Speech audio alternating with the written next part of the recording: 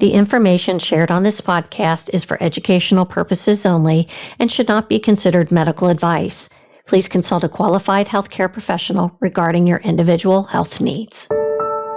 You've been doing the right things, lifting weights, prioritizing protein, working on sleep and stress, but still feel like something isn't clicking. This is for you. Midlife health is nuanced, and sometimes lifestyle alone isn't enough. That's why I work with a trusted physician-led medical resource that offers GLP-1 medications and other peptides designed to support midlife health and longevity. It's important to understand the distinction. GLP-1s are one option, most often used for metabolic support and weight management. But there are other peptides that may support muscle preservation, recovery, energy, skin health, and overall longevity, depending on your individual needs and medical history. This is not a one-size-fits-all approach. Everything begins with licensed physician oversight, a comprehensive medical intake, and prescriptions, when appropriate, filled through FDA-certified compounding pharmacies. Safety matters. Context matters, and informed decision-making matters. If you're curious about what's possible and whether an additional layer of support makes sense for you, check the link in the show notes to explore this trusted medical resource. No pressure, no judgment, just education, options, and expert oversight. Health, wellness, fitness, and everything in between. We're removing the taboo from what really matters in midlife. I'm your host, Michelle Folan, and this is Asking for a Friend. Today, we are talking about anxiety, specifically why it so often intensifies during midlife and after menopause, and what women can actually do about it. My guest is Dr. Lori Davis, a licensed psychologist and clinical instructor of psychology and psychiatry at the Weill Cornell Medical College. Dr. Lori Davis, welcome to Asking for a Friend. Thanks so much. It's a real pleasure to be here today, and happy to discuss these issues. They're so important. And that is specifically why I asked you to be on the podcast. I see anxiety ramping up in people around me, whether they be clients, friends, family. And it's so interesting. And then I saw that you wrote this book and I'm like, oh my gosh, it connected a lot of dots for me. So I want to start with you though. You have a very personal journey. So before we get into the science, can you share when anxiety first entered your life and what that experience was like for you personally? Absolutely, Michelle. I think that many women and also men, have sort of early roots in anxiety, but they don't really know what it is. And so I think that was the case for me in that as far back as I can remember, my heart would race or I'd get a stomach ache, like if I was away from home too long or let's say I was going for camp, I would have sort of separation anxiety. So there were these early pieces about anxiety, but, they don't teach you, especially back then, they didn't teach you about anxiety at school. I mean, it isn't how it is now where there's so much information online and parents are so informed about anxiety, ADHD and depression and the effects of social media. Like it just wasn't around. So I had these early pieces about like something didn't feel quite right, but I was high functioning otherwise. And so as I got older, I remember when I got my driver's license, like all of a sudden I was nervous about driving on the highways and I would want to kind of get back home. But again, I was high enough functioning that nobody really noticed, but I felt like something was off. So as I got into my early adulthood, I then started having sort of a panic attack and I didn't know what that was. It was really freaky. For people who have panic, it's sort of like it seems to come out of the blue. You feel like you can't breathe, you're going to pass out. A lot of people end up going to the emergency room or, like feeling that they're going to die, they're having a heart attack. And so I definitely had that kind of experience. And I finally got evaluated and they were like, yeah, you have anxiety. And I remember reading everything I could about the subject. And again, this way precedes my career as a psychologist. I read every book I could find, old books, new books. And there, the treatments were a little bit different then. And I just soaked it all up because I do think that information is power no matter what you're dealing with, whether it's nutrition or mental health or physical health and so forth. And so I learned what I learned. I think it was a natural progression for me to be a psychologist, to be a therapist. It's kind of my personality. But I didn't do it. I had a second career. It was a second career. I worked in publishing, had my own business, sold it. And then it was like, okay, now I want to go back and help other people. And anxiety was like, it was a focus, but I ended up doing a lot of clinical research in trauma, PTSD, and 9/11 and a bunch of other things that happened. I sort of fell into that. So that was my focus. And then, so I decided to return to my roots because I've always been anxious.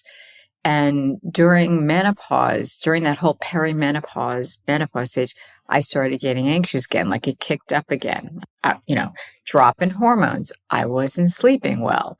That affects neurotransmitters. Like I was moody, I didn't know what was happening to my body and brain. That causes anxiety. And the other piece about, which is a lot of what my book is about, is midlife, right? So you're juggling the physiological changes and your body's changing. And it's like, what's this muffin top thing around my waist? What is this tire?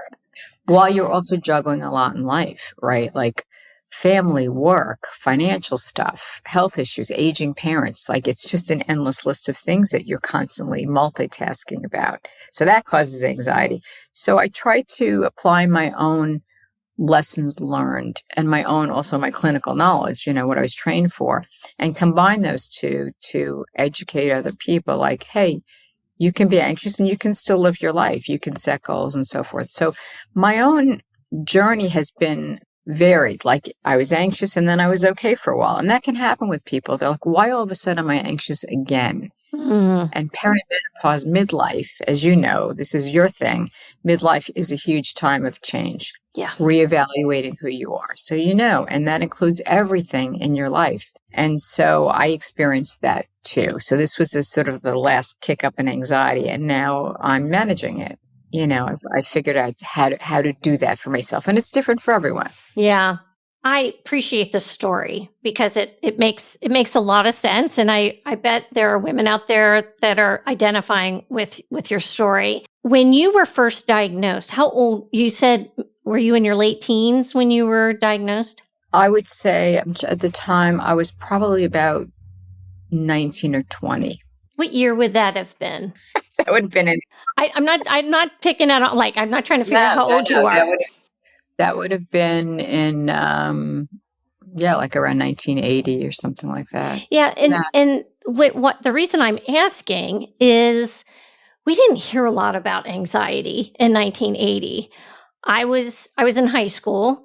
Certainly plenty of us had it at the time. Yes. But are you finding that now the discussion has changed? Because I'm even impressed that anybody diagnosed you back then, because we kind of grew up in a suck it up, buttercup, kind of environment. We did. And I think that, it's like chin up, just plow through and you don't talk about your feelings that much. And so, there are varying environments. Yeah. There was no education about mental health issues in my schools. That just wasn't there. So it was a kind of a relief for me when I did get the diagnosis, because like you said, there wasn't a lot of conversation around it. Now I know a lot of women who had, like you said, who had anxiety, but they just didn't know what it was, or they were told, oh, you're just nervous, just deal with it, it'll go away. But it's a real diagnostic thing. And there was no dialogue about it. Even, I never really even, Michelle, talked to friends about it. I have one really dear friend, she's still one of my closest friends. When I was diagnosed, I told her.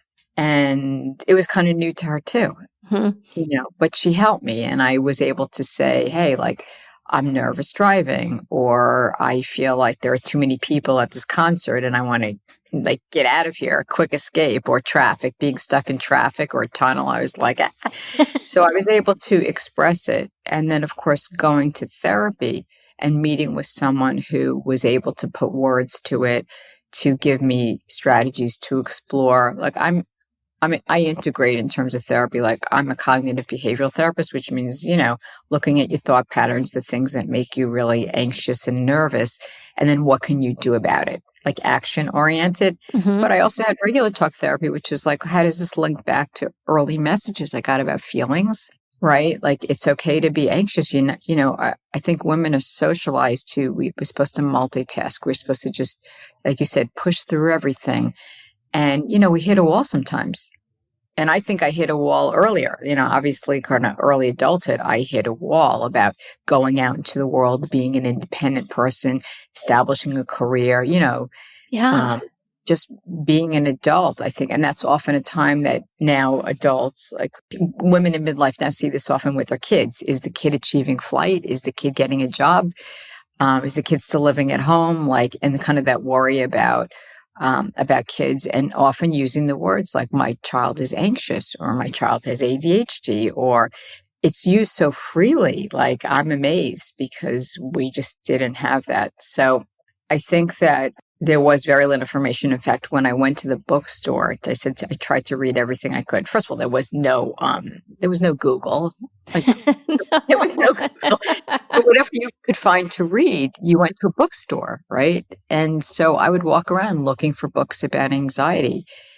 And I remember there was one book called The Anxiety Disease, and it was like a groundbreaking book. And I read it like 10 times, because it was like putting words to my experience. But now, you can go to Barnes and Noble or go on Amazon. I mean, you know how many books there are on mental health and anxiety and nutrition and health. And I mean, there's so much available that's almost dizzying, like try to filter what's good. Back then, there was hardly anything. So, I appreciate how much focus on mental health has changed. Yeah. Oh, gosh. And I think, for women going through midlife, I'm so thrilled also that the guidelines around menopause are changing, and the HRT thing. And it's only a positive thing. Yeah. It only can be a positive thing. We have so much more than our mothers had. Yes. The resources that we have are so much better. Yeah. I'm going to take a real quick break. And then when we come back, I want to talk about, from a clinical perspective, where anxiety comes from. Quick pause, because if you're here, you already know this isn't just a health podcast. Yes, we talk about nutrition, strength, and taking care of your body in midlife, but we also talk about life, relationships, energy, boundaries, and what really matters in this season. This isn't about perfection or shrinking yourself. It's about staying strong, curious, connected, and actually enjoying the years ahead. If this resonates, share the episode with a friend who'd appreciate the conversation, and follow us on Instagram at AskingForAFriend_pod. All right, we're back. Dr. Davis, how do genetics, early life experience, and then nervous system wiring contribute to anxiety? So that's really an excellent question. And people often ask that, why do I have anxiety? I don't like it. Why do I have it? So having anxiety really comes from varied places. It comes from, in part, biology. Studies do show that if you have a close relative who has anxiety, you have a higher likelihood of having anxiety yourself. That is true. It comes from early experiences. People who have early loss, maybe of a parent, childhood illness. There's early trauma. They were part of a natural disaster. They were surrounded by domestic violence, right? They were the victim of violence, interpersonal violence in some way. So there are those early experiences that combine with your biology. So not everyone who has these experiences isn't necessarily going to become an anxious person. They may become scattered. They may shut down, so some people kind of veer toward anxiety. So there is a physiological component combined with your early experiences. There's a third piece, though, which I think is something worth exploring for everyone. And there are some exercises I have in my book about that. What early messages did you get about your feelings? So we all internalize things, messages we got, like For some people who have like generalized anxiety or health anxiety, they got messages, not to blame any parents, just no one's perfect here. No one's a robot. They got messages the world is a dangerous place. Be careful when you cross the street. Be careful when you do this. This could Right. happen. They're so worried about the well-being of their kids, they might at times overdo it, right? Or over monitor the kids' behavior. So there's a message the world's dangerous. You really have to be on the lookout all the time. So that can kind of kick up feelings of anxiety, or just push through your feelings. Like there's no such thing as anxiety. Like forget about anger. Like, so bury your feelings. Burying one's feelings, eventually you're going to hit a wall with that big time, right? Right. Where the feelings are going to get the better of you and you're going to start to get panic attacks or depressed or angry, and you're going to hit a wall. You can't do that forever. So early messages about feelings. And anyone who's listening now, ask yourself, what messages did I get about my feelings? What messages did I get about the world as a safe place? About relationships, what messages did I get about that? They're wonderful, but yeah, you can have some problems, or relationships are like, it's too chaotic. So we're like sponges. Kids soak up everything in their environment naturally because they want to know what's going on. So those three pieces combined can conspire to cause anxiety in certain individuals. So then how does menopause change the nervous system? Because I guess I'm trying to vet whether or not, if you view menopause as causing anxiety, or is it more an unmasking or intensifying of existing vulnerability? Yeah, I think it's both. Okay. I think both are really important. So obviously, with the decrease of certain hormones, that completely disrupts sleep. Not having sleep causes irritability. It causes worry. I'm not sleeping. Am I going to be able to perform well, get my job done, take care of the kids? I have a to-do list that's really long. So certain, again, hormonal changes, even about the body, what's happening to me? I look in the mirror, I don't recognize myself anymore. I'm changing. This is too much for me. I feel overwhelmed. So I think that the literal changes from menopause, what you're talking about, can cause anxiety. I also think that underlying issues reemerge. During midlife, there's an evaluation, like, where am I? Am I happy in my job? If someone is working and has a career, am I happy not working? Not to say that being a homemaker isn't work. It is. But, am I happy with where I'm at, basically? Am I happy in my relationships? Do I want to be living where I'm living? So there's another piece about midlife itself that I think causes women going through in this age range to reevaluate everything. And then that causes anxiety. So you talk about chicken and egg. I think they're both working in tandem. There are physiological changes, neurotransmitters change. The brain also, starting around, 40s, the brain also starts to change. Our memories, part of that's menopause, part of it is aging. Our brains start to slow down. We don't process as quickly. So we feel the changes we can't remember. Some of that's, again, from biological changes during menopause, and some of it's just phase of life. So I think there's so much that's working at the same time that you can't get an exact answer. So I think they're both causing things. That underlying vulnerability, for sure. If you're perfectionistic by nature, right, and all of a sudden your memory's not as sharp, or you wake up in the morning, you're like, I'm so tired. Like, I need more coffee, which also makes you more anxious, by the way. I know. If you drink too much coffee, and I fall into that trap all the time. Some days I'm better than others. So you feel tired, right? You can't perform. Your brain's not working the same way. Then that causes you worry. If you're perfectionistic and that's your underlying way of coping, and that gets disrupted and you feel like you're not handling things as well, then that just kind of makes you more worried. So you see, all these things are working together. If you are a person who's a doer and all of a sudden you don't get out of the house anymore, right? You're not happy with where you're at. Well, being in the house can cause anxiety because you need to be out and engaged with the world. So there are so many pieces to this. Oh, gosh. And then do you think anxiety presents differently in, say, postmenopause or menopause than it does when, say, you're 14? Do we respond to it differently? That's an interesting question. I think what attributions we make about it are different. The symptoms of anxiety are the symptoms of anxiety, right? So if you look in a diagnostic book, so heart racing, tightness in the chest, stomach ache, irritability, feeling on edge, can't concentrate, right? Feeling like your head's spinning, numbness and tingling, right? Feeling spacey. Like those are symptoms of anxiety. Those are universal, whether you're 13 or whether you're 50. Like All right. those are the symptoms. What we think about them is different.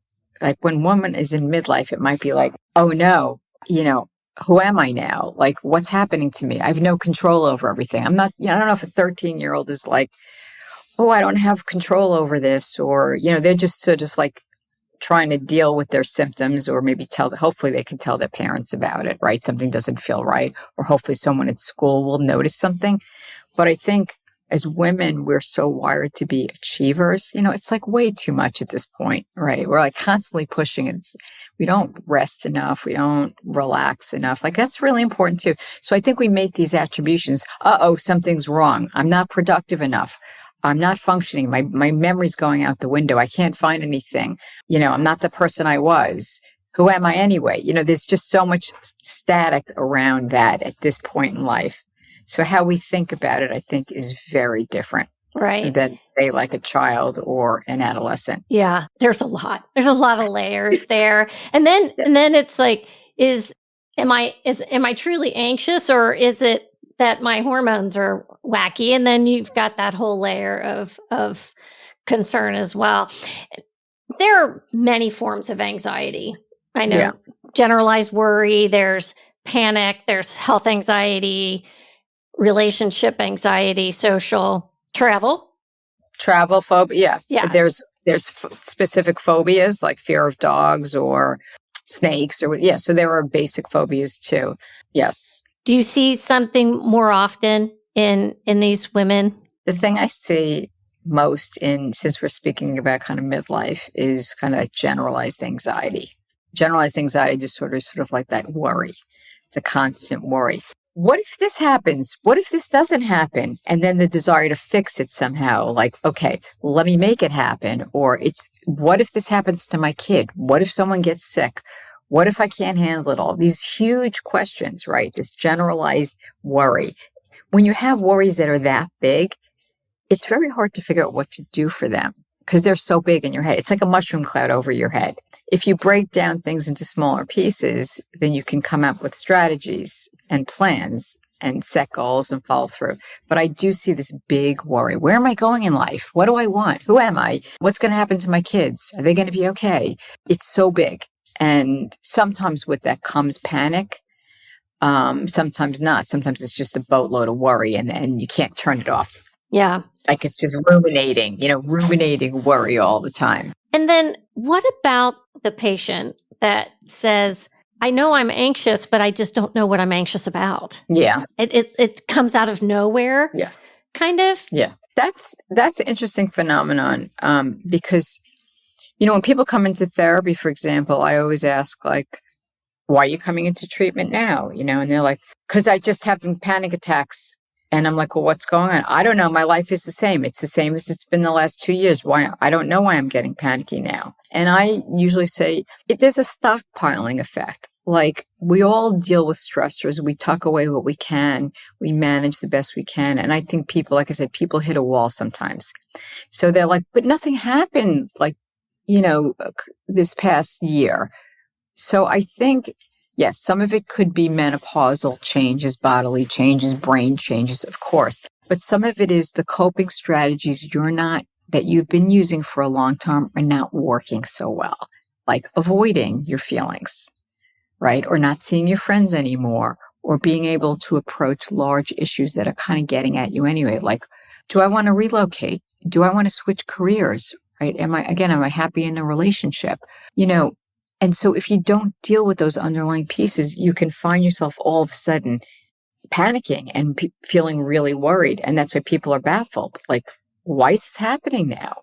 Even good things can cause anxiety. Like, kids getting married. Like, that's a really happy event. But it's like a lot of juggling and There's financial issues. There's so much loaded in that. So even happy stuff in life, job promotions, anything like that. Can people discount that? Happy things also cause anxiety because it's a change and people don't respond well to change, even if it's a change they want or it's affirming, it's still change. And people can get really thrown off when there's a lot of change. Ooh. So people minimize the good stuff that can cause you distress too.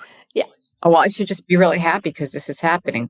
Well, okay, well, now I have to fork over this much money for like an engagement party. You know what I mean? Like it's not just, things are just not one way or the other, and Yeah. So I think people can be mystified. Yeah, I'm only laughing because I've watched my sisters go through this with wedding planning, and I'm like, I am not in a hurry for my Right. children to get married. Right. So you do talk about this thing called the worry loop. Is that kind of the same thing where it's hard to break off that hamster wheel? Yeah, I think that once people get caught up with a particular worry, it kind of takes on a life of its own. It kind of grows, and then it's sort of like, it's like, whether you want to think of it as a hamster wheel or a carousel ride, like you can't get off. It keeps going round and round and round, and it becomes this worry loop that doesn't stop.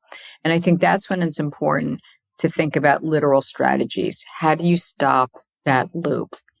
And that can range from, which I do, is I click the microphone on my iPhone and I go, okay, I'm doing worry time. And I go, I'm really worried about this. And what if this happens and what doesn't happen? And I give myself carte blanche to just like let it rip, just get all the worries out. And I set a timer and I do that for a few minutes and I feel some relief. It allows me to not bottle it up, to get it out. And then I shift to a different activity. So that's one way to break the worry loop. Another way is breaking the worry down, as I mentioned earlier, into smaller pieces. Like if you're worried about, you want to change careers, it's so big. You break it down into, what are some early steps I can do? And I know you do coaching and stuff about things. You understand this. Like, okay, what's the thing you can do this week? You can go online and read about different careers. That's it. So it's a way to manage the worry, make it smaller with actionable steps. So there are a number of ways to break that worry loop, because just telling yourself, oh, stop worrying, like that doesn't do anything. Or invalidating your worry. What's wrong with you? Why are you worrying about this? Get over it. Like, other people are doing better. What's wrong with you? Like, that's just negative self-talk. Right. That's like I call that negative trash talk. Like, that's not helping you in any way. So there are different ways to break that worry loop, but it's very, very common. We all have our loops, whatever the time. We do. I'm sitting here nodding. Dr. Davis is sitting here talking. I'm like, yep. Yeah. Here, yeah. If and it's me not, too. Yeah, if it's not me, it's somebody I know. It's everyone. Yeah. I know. And then women often say that their anxiety is worse at night. Is there a clinical reason for that? It's interesting. Some studies show that actually cortisol, which is our primary stress hormone, is actually highest in the morning. So there are a lot of women who report when they wake up being flooded with anxiety to the point that it's hard to get out of bed, or they jump out of bed and have to get in action right away. So studies do show early morning actually can be a difficult time. But I would say that behaviorally, the evening is tough for a lot of people because we're also scheduled during the day that you're in a zone. I have to wake up, do this for my family, go to work, or you run errands, make dinner, whatever it is, work out, find time for everything. And then at night, you've got breathing room, and then things can come flooding in, your underlying thoughts and feelings. So when you have time to sit still and you're not attending to it earlier, then there it is. Yeah. It's coming in. And when you get into bed, for example, that's a time to take it down. Your brain's still going, especially during menopause. The brain doesn't shut off. So then you kind of get flooded with anxiety at night. And that's also why it's so important at night to try to take it down by like not watching too much news, especially now, trying to watch a funny sitcom on Netflix for 30 minutes, or stare at the wall, or snuggle with your pet or your loved one, or do something that's going to help bring your nervous system down. Do some I did gentle stretching, open up the hip flexors, the lower back that get really tense, kind of take a warm bath, take it all down, which can then help take the busy mind down as well. But there's more time to think at night Yeah. when you're supposed to be relaxing. When you're On quiet. vacation, sometimes people get anxious. They're not in their usual habit. They have all the time in the world to be like contemplating the universe, you know. Well, I tried deep breathing exercises. Yeah. Those help me. Anything that where I have to count, so I don't think about what I have to do the next day. I'm counting. Which ones do you like? I breathe in for 8, hold for 7, exhale for 4. Right. Yeah. I like the 4-7-8 breathing. Yeah, that's an easy one. That's a really good one, actually. I do that one too. And box breathing is super easy. Yeah. And can you explain what box breathing is for anyone that doesn't know what that is? Yeah, this is like the easiest thing to remember. It's like you breathe in for 4, hold for 4, breathe out for 4, and hold it for 4 more. And you just do it like 5 to 10 times. Yeah. All of these things, right? They reset your nervous system. They give your brain a rest. It feels like something you can control. I do box breathing before bed every night, every single night. It takes no time. And I find myself just like, you know how the breathing is. It just, because we breathe from the top of our chest when we're anxious and running around, and, you know, we don't have time to breathe sometimes. And so it forces you, as you know, you start breathing from the diaphragm, which is here. Shallow breathing is coming from here. And that can cause you to get more stressed instead of taking it down. So box breathing, any type of breathing, any leaves on a stream exercise is a really good visualization exercise. You take your worries and you put them on a leaf, and then you visualize it going down the stream. It's like, bye-bye worry. And then you take the next worry out of your head and you put it on a leaf, and then it's going down the stream. Bye-bye worry.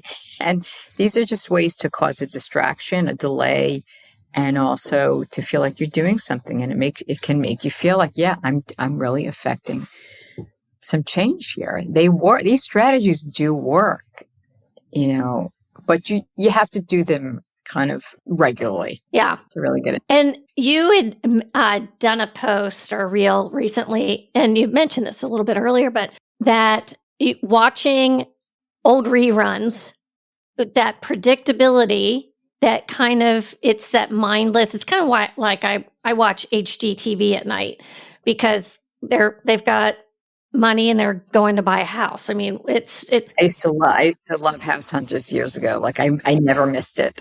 Yeah, I watch House Hunters all the time. And I know most sleep experts will tell you not to watch TV at night because of the blue light, whatever. But I can't tell you how many times we've watched reruns of The Sopranos. Now, Sopranos in itself is not a relaxing show to watch, but. No, it's pretty violent, yeah. But we've seen it so many times. It's the predictability piece. Does that really work? I think it works for many people. I think it works for me. I agree. Look, like watching, you know, violent movies before you go to bed is probably not a good idea. But the familiarity piece, I think, is there's really something to it. Like a few months ago, I was working on the book, and I was like, I had a lot of work to do between that and my practice. So I just decided to watch the whole series of Sex and the City, the original series. And I watched it every night because I knew exactly what was going to happen. I knew who the people were. I knew when I was going to laugh. I knew when I was going to feel sad or whatever. I found it so comforting.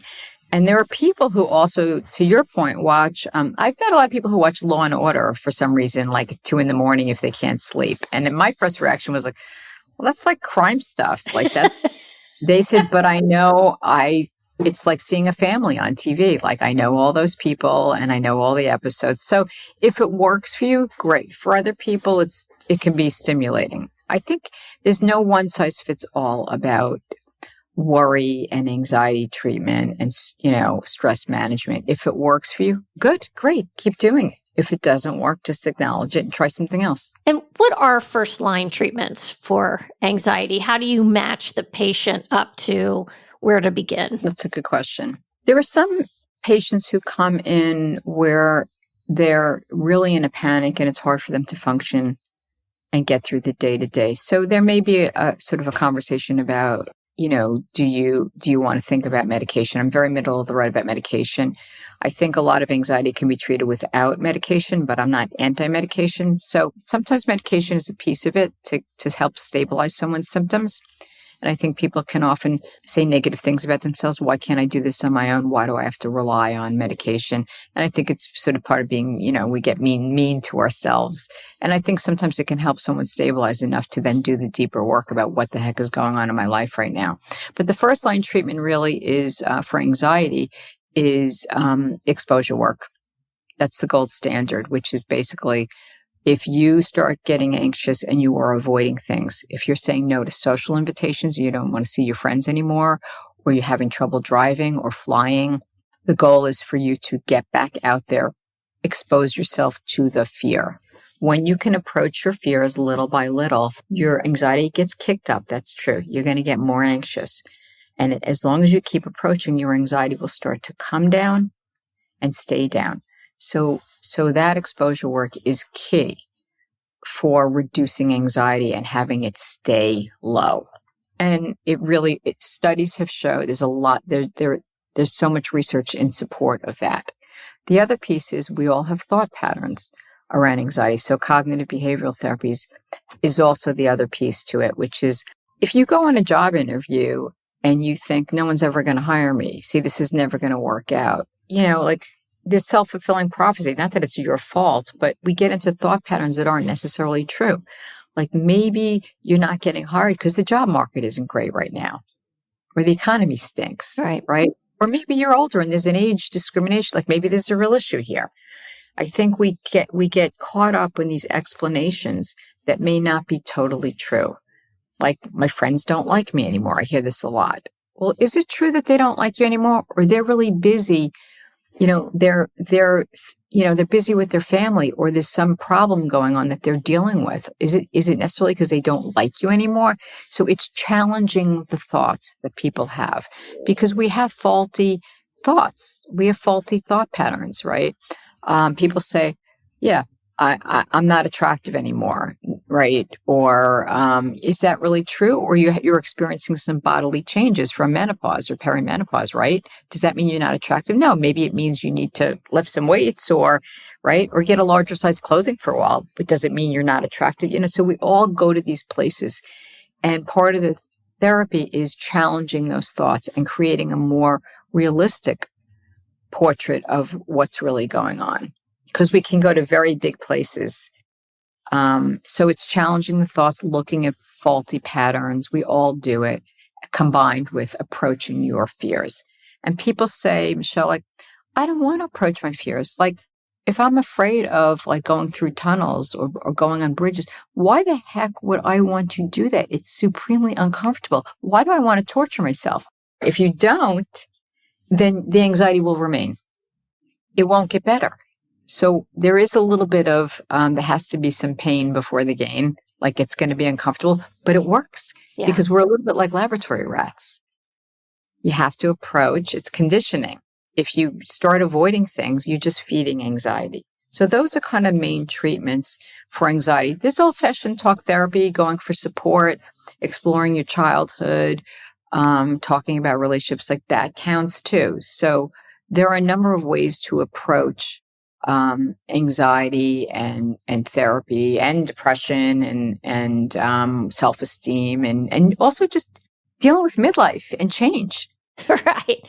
And then are there advances in anxiety treatment that you're seeing now and on the horizon? There, and I'm not an expert in this area of research, but they're looking at things like changes in the brain and stimulating the brain and new medications and new types of therapies. So I think that there's been some advancement in terms of seeing anxiety markers genetically, which I read about, I don't know, with sometime within the past year, which is interesting because if they can identify kind of those markers, maybe they can do something about that. We're wired to be anxious. We need anxiety because it helps us survive. Like if someone's chasing you down the street, or if you were in a cave and, you could die, like anxiety helped you be alert, right? It tells you like fight or flight or freeze, or, you're trying to save yourself. And so that anxiety kind of then applies to our lives today. Like a grizzly bear might not be chasing you, but you might be perceiving some threat in your life. It could be an emotional threat.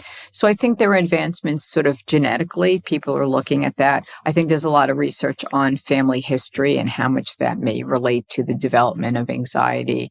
So I think there's a lot of research going on about anxiety. What that will look like, 5 years from now, I'm not totally sure. But people are really working on it, and I think that's very encouraging. But anxiety is always going to be part of the human condition because we need it. It's always going to be there. Right. It's really just managing it. And when the alarm bell kicks off too much, that's when you might develop sort of like an anxiety disorder. All right.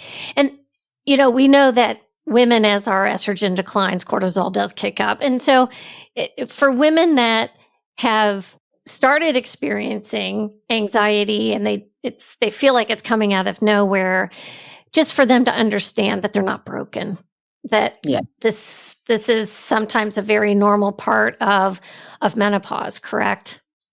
It is. It is. And I think, a phrase that I think has been helpful to me and sometimes to others is expect it, accept it. Anxiety is not everyone gets a kick up in anxiety during menopause, but I know a fair amount of people who've had that experience for whatever reason. Yeah, understand that it is it is a combination of body and brain changes and life changes and reevaluation. And if you can accept that and normalize it for yourself, then you can figure out what to do for yourself instead of fighting it. Oh no, I shouldn't be anxious. Oh no, what's wrong with me? The things that, again, the mean things we say to ourselves. So I think that anxiety is a part of this time of life. And people are shocked. What happened? One day I was fine. The next minute I heard someone talk about they were in the car and they were driving to work. Next thing you know, boom, they're panicking. And they're like, what happened? All of a sudden, everything feels different. Well, yeah, things are changing physiologically. Yeah. So, yeah. So I'm curious. This is kind of a personal question. What is one of your core self-care must-haves? How do you manage your day? It's a good question. I do a couple of different things, and I always encourage people to engage in trial and error. And part of the thing that I wrote about in my book is like, here are a bunch of different things that might work for you. Use a combination of them. If it doesn't work, no sweat. Don't be down on yourself. Not everything's going to work. So the things that work for me are, if I'm really anxious, I do take a warm bath a lot. Not hot baths, because during menopause, right, if the water's too hot, it's going to dry out your skin. Like our skin changes. Don't have your phone right next to the bathtub where you're checking social media or the news while you're trying to take a bath. So a warm bath, 15 minutes, helps relax. It also gives you a timeout. And so that's one thing I do. As I said, I do box breathing at least once a day, probably a few days. If I'm super anxious. So this is kind of embarrassing, but like when I'm traveling, I have a mini heating pad. I take the heating pad and I pack it.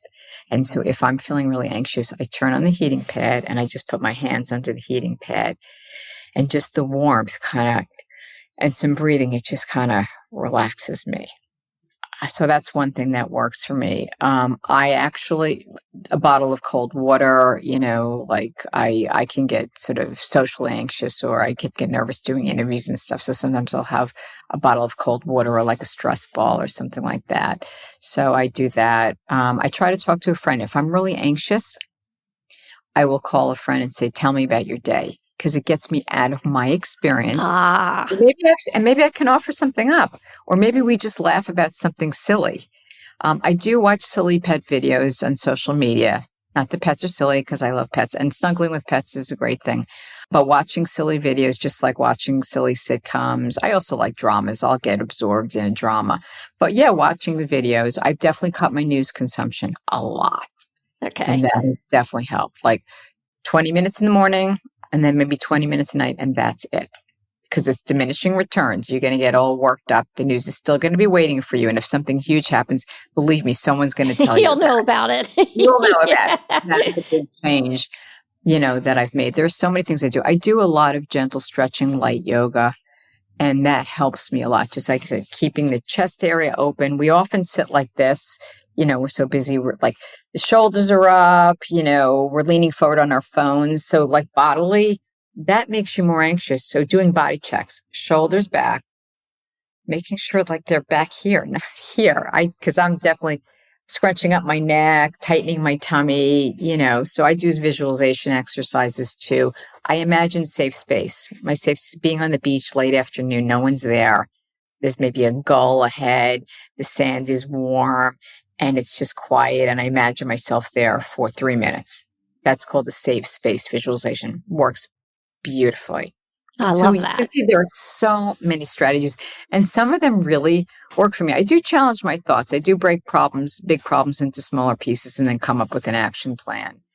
And I try not to make my to-do list too long because, sometimes they're like the size of your living room, all the things you have to do. So I go, all right, what do I literally need to do today? What's the necessary thing? And then I have a longer list. Like, these are things I need to do in the next few weeks, right? Someone's birthday's coming up. I need to get a gift or whatever. But what do I need to do today? Make it smaller. They think when things are too big, it's like, I just want to escape, or I can't handle this. Make everything smaller. Yeah. How do you eat an elephant one bite at a time? And that's, yeah, absolutely. Yeah.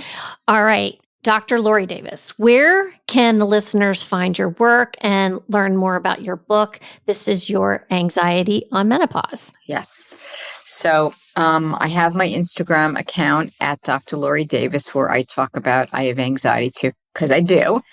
And so I try to provide tips and strategies and inspiration for living with anxiety and being productive and having a meaningful life despite anxiety. And I'm on Facebook as well, Dr. Lori Davis. My book is coming out actually in November. New Harbinger Publications, they've been great, and they do a lot of psychology books, and it's a workbook. So there are tons of exercises to write letters. I really break it down into here's how to do this, try that, and help you come up with your personalized anxiety plan. Not everybody can afford to go to therapy. Right. Or you can go to therapy and use a workbook. So the fact that you want to make it accessible to more people, that's a lot of what my book is about. So they can find my book in November. It should be on Amazon and Barnes & Noble or whatever. And I'll probably be giving some talks about it. And I do all the things in the book. Like, this is stuff, I've tried everything in the book. And it's all evidence-based, all researched. But I've lived it all. Yeah, this is fantastic. And I want to make sure that when your book does come out in November, you ping me so that I make sure we tie the bow around this with this conversation and your book launch, because that's absolutely. Yeah, maybe we can talk about it. Yeah. So yeah, this is exciting. We can do a live or something, but I would love to do that. That would be great. I really enjoyed this conversation, Dr. Davis. It just really normalizes this for women at this phase of life. And I really hope that even if you listeners may not feel that anxiety is daunting you, but maybe someone in your life is, that you pass this episode on to them. Thank you. Help is available. Definitely. Yeah.